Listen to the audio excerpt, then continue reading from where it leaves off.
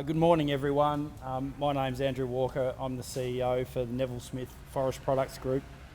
Delighted to be here today at our Mowbray site. Delighted to welcome CEO for AFPA, Mr. Ross Hampton, and the CEO for the TFPA, Mr. Nick Steele. Neville Smith Forest Products have operated on this site since the 1920s, so we're a third generation family business, proud Tasmanian business. We process sustainably produced native Tasmanian oak that's sold to the Australian market to help build homes in a sustainable way. Never been in more demand. So we make high quality Tasmanian oak hardwood flooring products, wall lining products, moulding products that are distributed in Tasmania and in Australia. So delighted to be here today to host the federal election policy launch for AFPA. And as such, I'd like to hand over to Mr. Ross Hampton. Thanks very much, Andrew. And it really is an honour and a privilege to be here at Neville Smith Forest Products for the launch of our Federal Election 22 plan for action to drive growth, innovation and jobs in Australia's renewable forest industries. Tasmania, of course, has a strong and proud history in forest industries and a very bright future, as does, of course, forest industries around Australia, if we can get the policy settings right.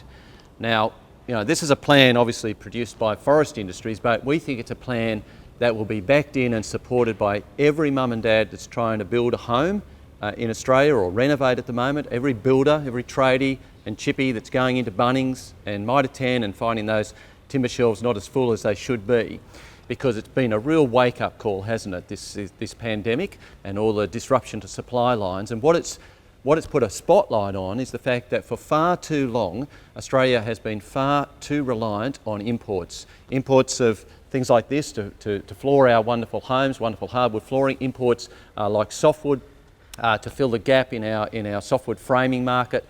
And there's all this turmoil in Russia right now, and a lot of the world's supply, a significant part of the world's supply of softwood comes from that part of Europe. Now, if that all stops, things are going to get even more difficult in Australia. So what's the answer?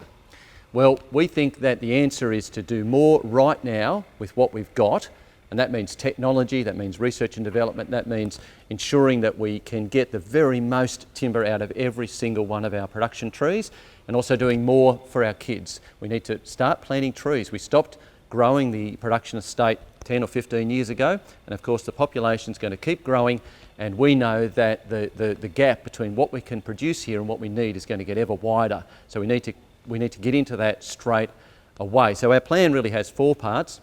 It's policies to drive that billion trees of production estate forward, the plantation estate forward, and that's the right trees in the right place at the right scale. It's to ensure that we don't rob ourselves and our kids of these wonderful hardwood products by reducing the amount of timber that we can get out of the very small, carefully managed, sustainable native forest estate in Australia.